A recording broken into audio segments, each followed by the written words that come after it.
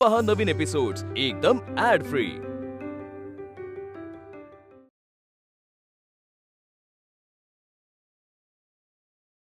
गादीच्या वारसाला नजर कैदेत ठेवण्यापत त्यांची मजल गेली। नजरेस दिसत असलं तरी विरोध करण्याचा धाडस कोणाच्या अंगी नाही। पण एक आई गप्प बसू शकत नाही। आमच्या लेकराला वाचवा बळवंतराव। एका आईची हाक आहे तुम्हाला। याचा अर्थ पत्रात जे लिहिलंय ते सत्य आहे। होय। पत्र? कसलं पत्र? केसरी कार्यालयात एक निनावी पत्र आलंय। राधाबाई साहेबांनी आत्ताच्या परिस्थितीचं वर्णन केलं, अगदी तेच त्या पत्रात लिहिलंय। परंतु त्या पत्राच्या सत्यतेबद्दल आमच्या मनात किंतु होता। पण आता राधाबाई साहेबांनी तीच हकीकत सांगितल्यामुळे त्या पत्रातला मजकूर सत्यच मानायला हवा। पाहिलं, तिला देखील राजाचे हे हाल पाहवत नाहीये। धोका पत्करून त्यांनी हे पत्र पाठवलं असं। देव त्याचं भलं करू। आम्हाला तुमचं दुःख समजतंय आणि म्हणूनच या प्रकरणात जरा सावधगिरीनं पुढे जायला हवं। आपलं एक पाऊल जरी चुकीचं पडलं तरी ते महाराजांसाठी योग्य नाही। म्हणूनच या प्रकरणाची व्यवस्थित चौकशी करून माहिती काढून मगच काय करायचं ते ठरवूया। सत्य काय ते शोधून काढू आणि त्याच्याच बाजूने उभे राहू आम्ही। तुम्ही निश्चिंत असा। सत्य तुमच्या समोर येईलच, पण त्या दिवाण बर्वेंना सोडू नका। त्यांच्या सल्ल्याने रचलेलं कारस्थान आहे। तूर्तास निरोप घेतो तुमचा।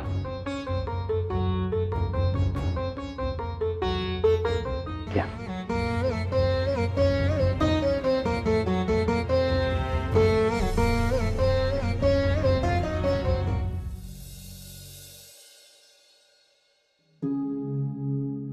आज मौन व्रत धारण केलेलं दिसतंय। नाही, मगापासून बघतोय नेहमीसारखी चौकशी नाही। आज काय वाचन केलं यावर चर्चा नाही का बरं? नाही, या अबोल्यामागचं कारण आम्हाला तरी समजेल का? नाही, असं काही नाही हो। काही नाही कसं काय? लक्ष कुठं आहे तुझं? नुसती भाजी वाढली पानामध्ये, भाकरी कोण वाढणार? अगं बाई, ध्यानातच नाही आलं। अगदी बारीक लक्ष असतं तुझं माझ्याकडे, पण आज फक्त भाजी वाढलीस, भाकरी विसरलीस।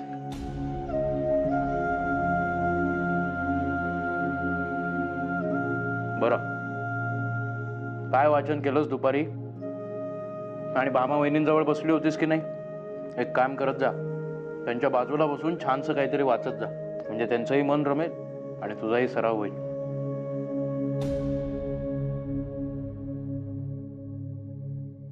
यशोदा, काही वाढायचं राहील? काय वाढू?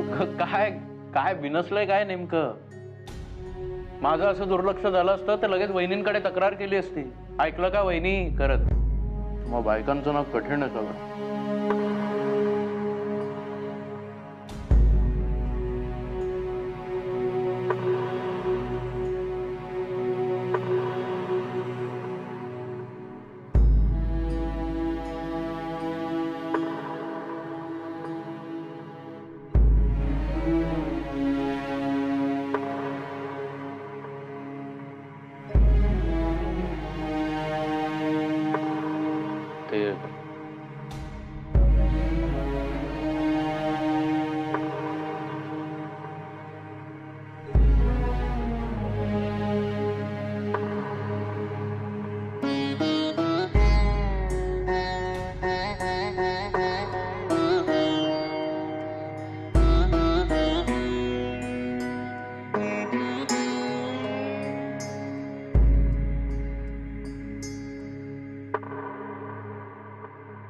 यशोदाबाई, मनात जे काही चाललंय ते जर सांगितलं नाही तर नेमकं काय बिनसलंय हे कळेल तरी कसं? आणि जर कळलं नाही तर ही होणारी घालमेल शांत कशी होणार? संध्याकाळपासून बघतोय मी, नेमकं झालंय तरी काय?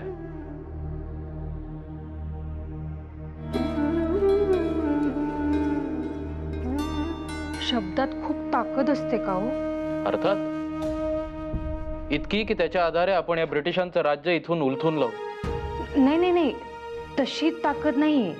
अशी ताकद की ज्याने पोटातल्या गर्भावर परिणाम व्हावा, अशी आणि इतकी ताकद. आता त्या पुराणातल्या कथा तू वाचतेस ना, मग गर्भातल्या अभिमन्यूची कथाही तू वाचली असशीलच की. अहो नाही हो, तसं नाही. ते नाही म्हणजे लिहायला वाचायला शिकल्यामुळे भामाताईंचा गर्भ पडला असेल का? अहो सांगा ना. नाही म्हणजे खरंच शब्दात इतकी ताकद असते का की त्याचं ओझं गर्भाला झेपलं नसेल आणि म्हणून मग भामाताईंच्या. कुठून येतात हे विचार मनात? नाही येते.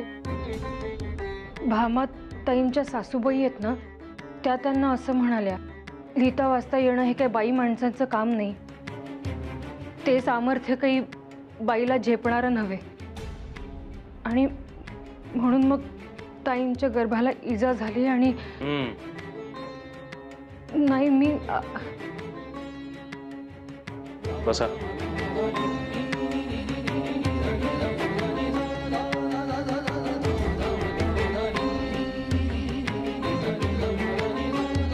मग स्त्रियांचे विचार कुठपर्यंत धावतील ना, काही नेम नाही याचा. प्रत्येक गोष्टीचा शास्त्राच्या आधारे विचार केला तर ही अशी धास्ती राहत नाही मनामध्ये. बरं मला सांग, तुला वाफ माहिती? अर्थात माहित नसायला काय झालं. नाही, माहिती असेलच, पण हे माहिती नसेल की त्याचा योग्य तो वापर आपण करत नाही. आता वारा तर आपण सगळे अनुभवतोच, पण तोच वारा शिडात भरून जहाज चालवता येईल हे ज्याला सुचले तो खरा जीनियस म्हणजे विद्वान. पण त्याचेही सगळे दिवस सारखे नसतीलच. जेव्हा कोणाला तरी वाफेवर इंजिन चालवता येईल असं वाटलं, तेव्हा शिडाचे जहाज आज ना उद्या बाजूला पडतील. हे सांगायला कोणी ज्योतिषी नको.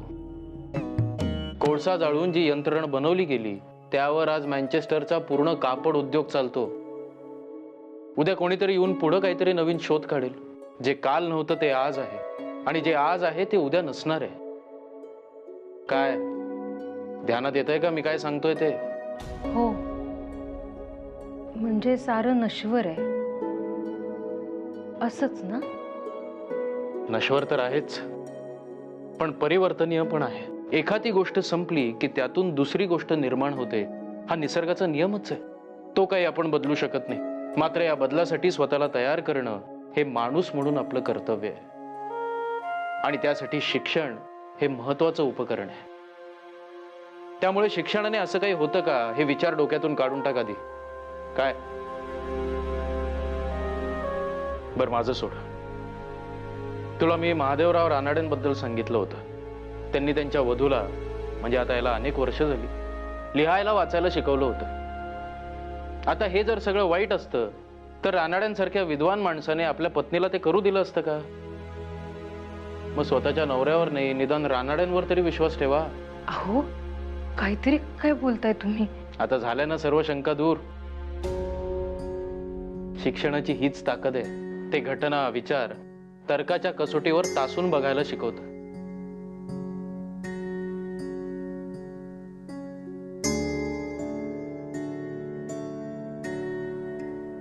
अहो आपल्याला मूल होईल ना?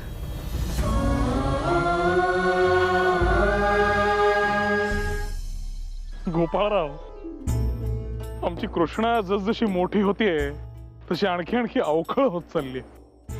आता आजच उदाहरण घ्या. माझ्या सदऱ्याच्या नाड्याशीच तिला खेळायचं होतं, मांडीवरून उतरायलाच तयार नाही. कशी बशी स्वतःची सोडवणूक केली आणि निघालो. त्या दोघी खरोखर दिवसभर कशा सांभाळतात तिला कुणास ठाऊक. तुम्हास काय झाले? नाही, काही नाही. चला बोला. बळवंतराव, मातृत्व ही खूप मोठी शक्ती आहे. शक्ती आणि कमजोरी. एकीकडे आपल्या अपत्यासाठी हळवी होणारी आई जेव्हा त्या अपत्याच्या सुरक्षेचा प्रश्न निर्माण होतो तेव्हा सर्व तर्क खुंटीला बांधून मोकळी होते. नाही, स्त्रीचं मन समजणं कठीणच आहे, पण त्याहून कठीण एका हळव्या आईचं मन समजणं. अगदी बरोबरच बोलताय, परंतु संदर्भ कळला तर बरं होईल. नाही, काल रात्री यशोदा सांगत होती तिचे आणि भामा वहिनींचे बोलणे झाले. नाही, वहिनी सध्या जरा भावूक झालं, पण काल जे ऐकले त्यावरून त्यांची परिस्थिती थोडी काळजीची वाटली मला. काय ऐकले तसे? त्यांचे असे म्हणणे आहे की शिक्षण घेत असल्या कारणाने त्यांच्या गर्भावर त्याचा परिणाम झाला आणि त्यांचा शब्दांची ताकद इतकी असते की स्त्रियांना ती सहन होत नाही असं त्यांना वाटायला लागलं. त्यामुळे इथून पुढे लिहायला वाचायला शिकणार नाही असं त्यांनी यशोदेला सांगितले. गोपाळराव, ही घटनाच अशी आहे की यात भावनेनंच वेढलं जातं. आपण खरं तर पुरुष मंडळी ही अशी भावनेच्या आहारी जाणारी नसतो, पण ही घडलेली घटना पचवणं मला देखील कठीण गेलं. पण विचार करा, जिच्या उदरात तो गर्भ वाढत होता, जिला उठता बसता त्या जीवाच्या अस्तित्वाची जाणीव होत होती, तिला ते रिकामपण पचवणं किती अवघड जात असेल आपण त्याची कल्पना देखील करू शकत नाही. आता या अशा वेळी तर्क सुसंगत विचार करण्यासाठी चित्त थाऱ्यावर तर हवं.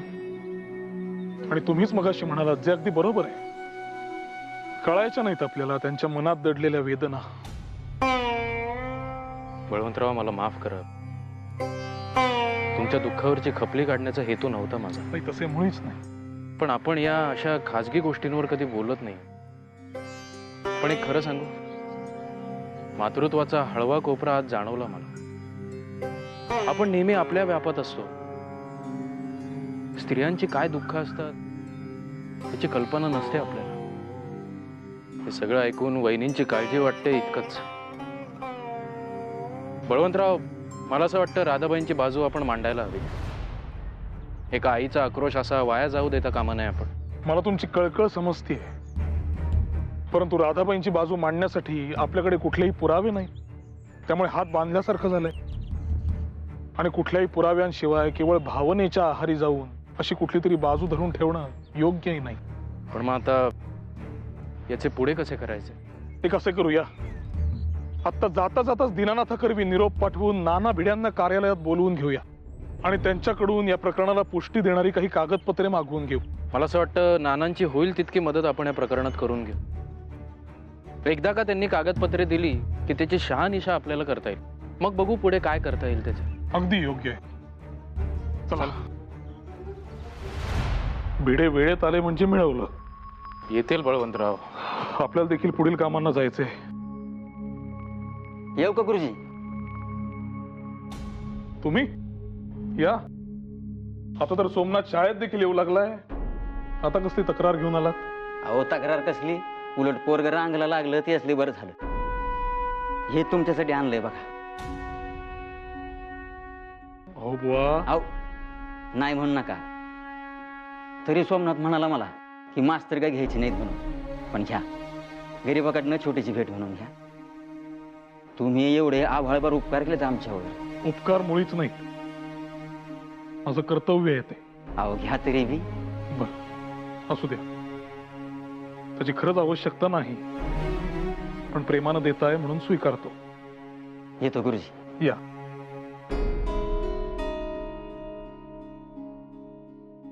बळवंतराव, हे इसम कोण? हो, हे सोमनाथचे वडील. यांच्या घरी पैशाची अडचण आहे म्हणून सोमनाथ सामंजस्याने शाळा सोडून घरच्या कामाला हातभार लावायचं म्हणत होता. पण यांनी त्याचे काही ऐकले नाही. पण आता तसं करायची गरजही नाही. सोमनाथला पंढरीच्या कारखान्यात कामाला चिकटवलाय. आता तो अर्धा दिवस शाळा करेल आणि अर्धा दिवस काम करेल. बरं, शिक्षणाचा खर्च तर माफ केलाच आहे, त्यामुळे आता तोही प्रश्न नाही, शिवाय घरी हातभार देखील लागेल. हे एक बरे केले बळवंतराव. शिवाय त्याला एखादे कौशल्य देखील प्राप्त होईल. बळवंतराव, मला असे वाटते आपण देखील कौशल्य आधारित शिक्षण सुरू करायला हवे. म्हणजे हाती एखादे कौशल्य असेल तर कोणासमोर झुकावे लागणार नाही आणि स्वयंपूर्ण होण्याचा हा मार्ग स्वाभिमानाने जगवायला शिकेल लोकांना. वा वा वा वा, आगरकर, अतिशय अभिनव उपक्रम ठरेल हा. पण एखादी चांगली कल्पना सुचल्यानंतरचा आनंद हा अनुपमेय असतो. खरंय बळवंतराव.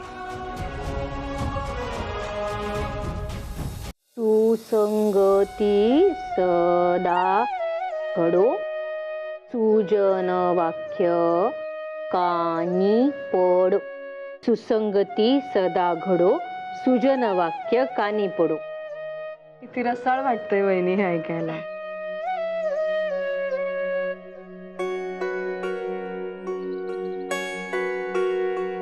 अरे अरे ए मुला, अहो सामान ठेवून गेला. अरे मुला, अरे कुठे गेला? काय रे, सामान कुणाचं? अरे मी विचारते, काहीतरी सांगशील का नाही? अरे तुझ्याशी बोलतोय रे, सांग ना कोणाचं सामान आहे? कोणाचं काय असे ना, मला कशाला चौकशा पडल्यात?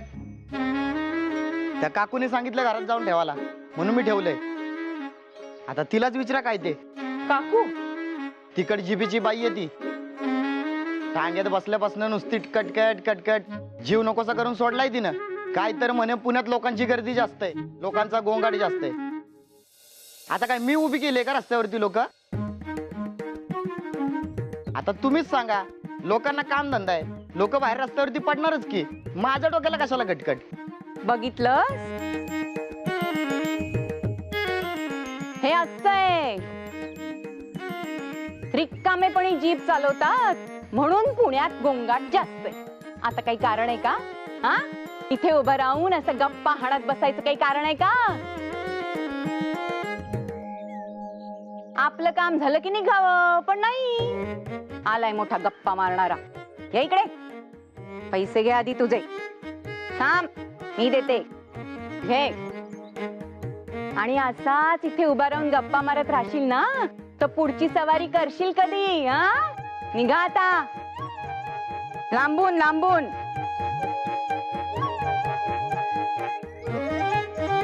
आणि तू काय ग, अशी गोंद लावून चिकटवल्यासारखी एकाच जागी उभी राहणार आहे? अगं यावं, जरा मदत करावी. तर ते नाही, डोळे मोठे करून बघतेस काय अशी माझ्याकडे? सासूबाई, नमस्कार. अगं अगं, थांब थांब, लांब हो. पारुषा अंगाने आले ना मी, शिवतेस काय अशी? रात्रभर प्रवास करून आले बाई, अंग अगदी कुचकुचून गेलंय. वाटलं होतं सकाळपर्यंत पोचेन, पण जो टांगा ठरवला होता त्याचं एक चाक दुरुस्त करावं लागलं वाटेत. सगळा वेळ तिथेच गेला ना. ही ग कोण? ह्या सत्यभामाताई, बळवंतराव आहेत ना त्यांच्या. असू दे, थोडक्यात काय ते बोलावं बाई माणसानं. विचारलं की लगेच जीभ मोकळी नको सोडायला, कळलं?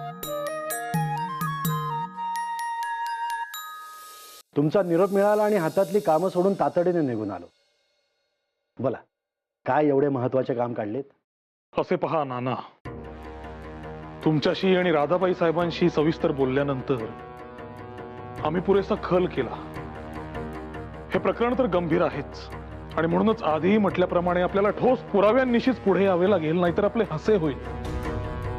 अहो, जन्मदाती आई कशाला खोटं बोलेल? उगाच का कोणी रात्रंदिवस अश्रू ढाळत बसेल? आणि तुम्ही स्वतः प्रत्यक्ष बोलल्यानंतर सुद्धा जर तुम्हाला खात्री पटत नसेल तर कमालच झाली म्हणायची. तसे नव्हे नाना, कुणाच्याही मायेविषयी, हेतूविषयी आम्हाला शंका नाही, परंतु आमचे कर्तव्य पार पाडत असताना भावनामध्ये आणून उपयोगाचं नाही. पण मुळातच हे प्रकरण भावनेच्याच पायावर उभं आहे, तर भावनामध्ये आणू नका असं म्हणणं कितपत योग्य आहे? पण मग मला असे असे वाटते म्हणून हे असे असेच आहे असे म्हणणे तरी कितपत योग्य आहे? त्याने काहीही साध्य होणार नाही. एखादी घटना घडते तेव्हा त्याला पुरावे हे असतातच, आणि तेच आम्ही केवळ मागतोय. म्हणजे आपण ज्या गोष्टींवर आक्षेप घेतोय त्याला पुष्टी मिळेल. हे मागण्यात आम्हाला काही वावगे वाटत नाही. हो, तशी खात्री नसती तर जाहीर सभेसारखं पाऊल उचललं असतं का आम्ही बळवंतराव? येत्या काही दिवसात याच विषयावर आम्ही पुण्यात एक जाहीर सभा आयोजित केली. लोकहितवादी गोपाळराव हरी देशमुख अध्यक्ष म्हणून येणार आहेत. बळवंतराव, या जाहीर सभेत तरी आम्ही खोटं बोलणार नाही ना? ते पहा, खासगीत किंवा जाहीर सभेत कोण काय बोलतो याला पुरावा मानता येणार नाही. आणि वर्तमानपत्राचे संपादक म्हणून केवळ सांगोवांगेवरून आम्ही बातम्या छापू शकत नाही. अगदी अजाणतेपणी सुद्धा समोरच्या पक्षाला दुखावण्याचा आमचा हेतू नाही, आणि तसा आम्हाला हक्क देखील नाही. त्यामुळे पुरावे असतील तरच आपण पुढे बोलू. अहो, पण एखाद्याची बाजू खरी असेल आणि त्याच्याकडे पुरावे नसतील तर तो खोटं बोलतोय असं आपण समजायचं का? अहो मग नाना, तुम्ही म्हणता त्याप्रमाणे एखाद्याची बाजू खरी असेल आणि त्याच्याकडे पुरावे नसतील तर वकील म्हणून तुम्हाला तरी खटला जिंकता येईल का? पुराव्यांचे महत्व काय हे वकील म्हणून तुम्हाला चांगलेच ठाऊक असेल असं मी मानतो. हे बघा नाना, पुराव्यांविषयी जर आपण बोललो तर आपल्या भूमिकेला जास्त वजन येईल आणि समोरच्याला पळवाट मिळणार नाही एवढंच सांगतात ते. हरकत नाही. या संदर्भातली मिळतील ती कागदपत्र तुमच्यापर्यंत पोहोचवण्याची मी व्यवस्था करतो.